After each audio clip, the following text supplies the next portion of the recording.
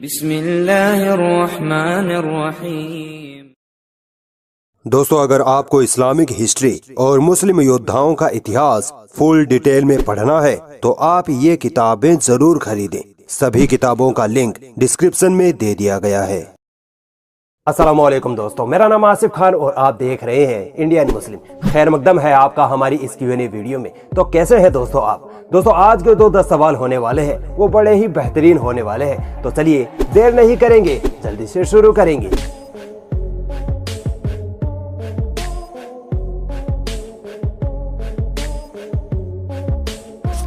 जफरुल पठान का सवाल है कि बजरंग दल कब, कैसे और क्यों वजूद में आया? बजरंग दल आतंकवादी संगठन, दोनों नाम एक जैसे लगते हैं ना, लगे भी क्यों ना, क्योंकि जो संगठन हरियाणा में 2 मासूम मुसलमानों नासिर व जुनैद को जिंदा जला दे, वो संगठन किसी आतंकवादी संगठन से कम नहीं हो सकता। बजरंग दल की शुरुआत ही इन्हीं कामों के लिए हुई थी।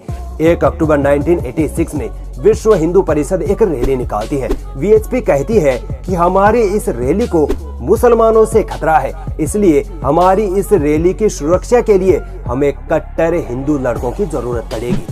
इसके बाद इन्हीं कट्टर हिंदू लड़कों ने मुसलमानों के साथ दंगे किए, मुसलमानों के घरों में आग लगाई, मुस्लिम बहन बेटियों की इज्जत पर हमले किए। विश्व हिंदू परिषद को तो चाहिए ही यही था कि एक ऐसा हिंदू संगठन हो जो खुल्लम खुल्ला मुसलमानों पर हमला कर सके, चाहे वो गाय के नाम पर हो, चाहे वो लव जिहाद के नाम पर हो, चाहे मस्जिद मंदिर के नाम पर हो। बजरंग दल मुसलमानों पर हमला करने का एक भी मौका नहीं छोड़ता है। शाकियत का सवाल है कि इस्लाम के टोटल कितने खलीफा हुए थे? देखिए, इस्लाम का असल खलीफा उसे कहते हैं जिसकी हुकूमत के सारे नियम कानून ऐन कुरान व हदीस के मुताबिक हों। इस हिसाब से इस्लाम में टोटल 4 या 5 खलीफा हुए हैं। हजरत अबू बकर, उमर, उस्मान और अली रज़ियल्लाहु ताला अन्हुमा। 4 तो ये, और कुछ उलमा इकराम हजरत अली रज़ियल्लाहु ताला अन्हु के बेटे हजरत हसन रज़ियल्लाहु ताला अन्हु को भी 5वां खलीफा मानते हैं। इन 5 खलीफाओं को मिलाकर इनको खुलफाए राशिदीन कहते हैं। इनके बाद मुसलमानों में खलीफाओं का दौर खत्म हो जाता है और फिर मुसलमानों में बादशाहत का दौर शुरू हो जाता है, जिसमें मुस्लिम बादशाह कुरान व हदीस के साथ साथ अपने खुद के भी कानून बनाने लगे थे। मेराज हसन का सवाल है कि महात्मा गांधी के लड़के हरिलाल ने इस्लाम कबूल क्यों किया था और क्या गांधी जी को भी इस्लाम में इंटरेस्ट था? दोस्तों, गांधी जी के बेटे हीरालाल ने सन 1936 में इस्लाम और मुसलमानों से प्रभावित होकर इस्लाम धर्म अपना लिया था और उन्होंने अपना नाम अब्दुल्लाह रख लिया था। ये बात सच है, मगर कुछ ही महीनों बाद आर्य समाज और उनकी मां ने उन पर इतना दबाव डाला, उनके साथ इतनी जबरदस्ती की गई, यहाँ तक कि उनको जान से मारने की धमकी भी दी गई। इसी वजह से उन्होंने मजबूरन इस्लाम धर्म को छोड़कर वापस हिंदू धर्म अपना लिया। और हाँ, गांधी जी भी इस्लाम धर्म को पसंद करते थे, मगर वैसा नहीं जैसे कि वो मुसलमान बनना चाहते थे, बस इस्लाम धर्म का सम्मान करते थे। ट्रू लव का सवाल है कि क्या 2002 में जो गोधरा कांड हुआ था उसमें कार सेवक जो जलाए गए थे, वो क्या सच में मुसलमानों ने जलाए थे या इसमें कोई साजिश थी? देखिए, ये बात किसी से ढकी छुपी नहीं है कि गोधरा कांड किसने करवाया, किसको इससे फायदा हुआ, कौन मुख्यमंत्री और फिर प्रधानमंत्री बना।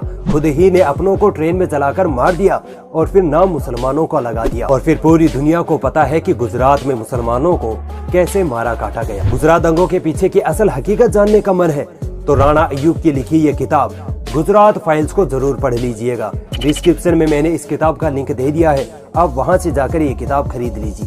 कुछ भी हो, लेडीज हो, बच्चे हो, कुछ भी हो, काटने से कुछ, मारो काटो जलाना। एक को प्रेग्नेंट थी, उसको हमने चीर दिया। अकरम खान का सवाल है कि साइंस कहती है कि हमारी यूनिवर्स फैल रही है, क्या इस बात का जिक्र कुरान में भी है? दोस्तों, 1929 में एडविन हबल ने अपनी टेलीस्कोप से ये देखा कि स्पेस की गैलेक्सी, तारे, ग्रह वगैरह एक दूसरे से दूर जा रहे हैं। जब उन्होंने इसका स्पेक्ट्रम बनाया तो वो रेड कलर की तरफ था, जिसका मतलब था कि स्पेस की चीजें एक दूसरे से दूर जा रही हैं। यहीं से एक्सपेंडिंग यूनिवर्स थ्योरी का जन्म हुआ। दोस्तों, ये थ्योरी आज से लगभग 100 साल पहले ही तो खोजी गई है, मगर चौंका देने वाली बात तो ये है कि इस थ्योरी का जिक्र अल्लाह ताला ने कुरान में 1400 साल पहले ही कर दिया था। कुरान की सूरह ज़ारियात के आयत नंबर 47 में अल्लाह ताला फरमाता है कि हमने इस यूनिवर्स को अपने हाथों से बनाया और हम ही इसे फैला रहे हैं, एक्सपेंड कर रहे हैं। तो बताओ तुम अपने रब की किन किन निशानियों को झुटलाओगे। नाजमीन अंसारी का सवाल है कि सर, नबी और रसूल में क्या फर्क होता है। दोस्तों, मोहम्मद सल्लल्लाहु अलैहि वसल्लम ने एक हदीस में फरमाया कि अल्लाह ताला ने 1,24,000 पैगंबर इस दुनिया में भेजे हैं, जिनमें से 315 रसूल थे। अब नबी और रसूल में फर्क ये होता है कि नबी वो होता है जो सिर्फ लोगों को एक अल्लाह की इबादत का पैगाम देता है, जबकि रसूल वो होता है जिसको अल्लाह की तरफ से नई शरीयत मिली हो या नई किताब मिली हो। जैसे मोहम्मद सल्लल्लाहु अलैहि वसल्लम को कुरान मिली है। मोहम्मद सल्लल्लाहु अलैहि वसल्लम नबी भी थे और रसूल भी थे। अल्लाह ताला जिसको नबी बनाकर भेजता है वो अपने से पिछले वाले रसूल की शरीयत को ही फॉलो करता है। दोस्तों, हर रसूल नबी जरूर होता है, मगर हर नबी रसूल नहीं हो सकता। आयुष अग्रवाल का सवाल है कि जैसे हिंदुओं में कास्ट सिस्टम है, जैसे ब्राह्मण, राजपूत, बनिया, शूद्र वगैरह, वैसे ही इस्लाम में भी कास्ट सिस्टम या कैटेगरी है क्या?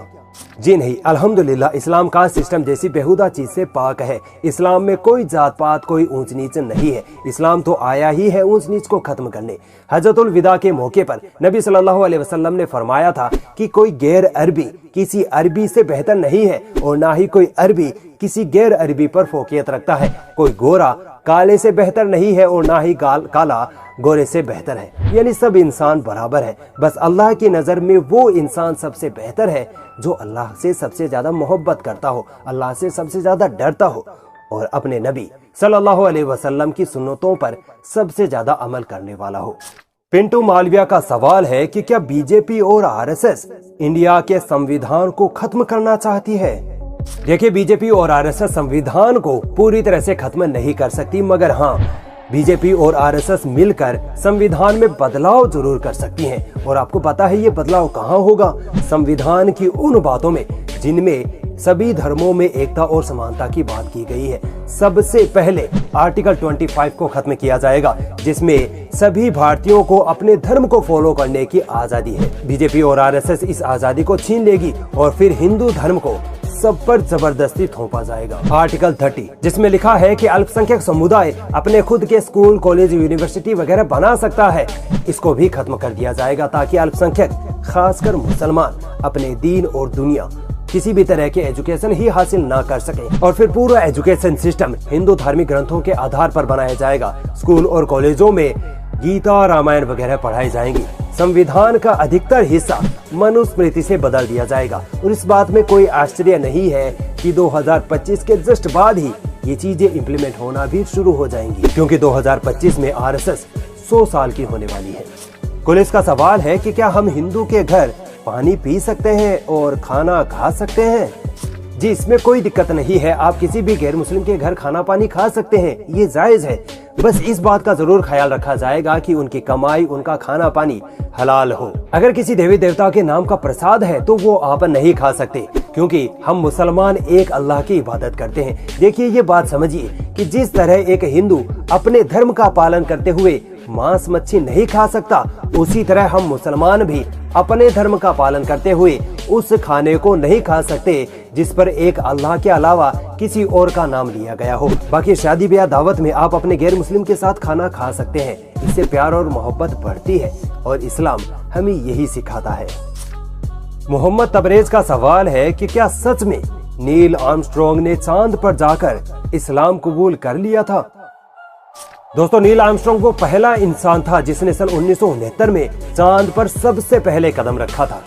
मुसलमानों का कहना है कि जब नील आर्मस्ट्रॉन्ग चांद पर थे तब उन्होंने अजान की आवाज सुनी थी और फिर जब वो धरती पर आए तब एक बार जब इजिप्ट गए थे तब उन्होंने वही अजान की आवाज वहाँ भी सुनी थी। जब उन्होंने लोगों से पूछा कि ये कैसी आवाज है तब उनको बताया गया कि ये अजान की आवाज है जो इस्लाम में इबादत के लिए दी जाती है। बस फिर नील आर्मस्ट्रॉन्ग ने इस्लाम अपना लिया। कितनी इंटरेस्टिंग स्टोरी है ना, मगर ये कहानी झूठी है। नील आर्मस्ट्रॉन्ग ने ना ही अजान सुनी थी ना ही इस्लाम अपनाया था। उनकी जीवनी पर लिखी किताब द फर्स्ट मैन में उन्होंने इस बात का खंडन किया है। नील के साथ चांद पर जाने वाले उनके साथियों ने भी इस बात को फैब्रिकेटेड बताया है।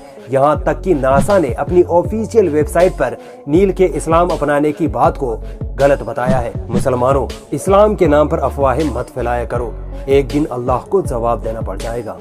दोस्तों, अगर आपको इस्लामिक हिस्ट्री और मुस्लिम योद्धाओं का इतिहास फुल डिटेल में पढ़ना है तो आप ये किताबें जरूर खरीदें। सभी किताबों का लिंक डिस्क्रिप्शन में दे दिया गया है।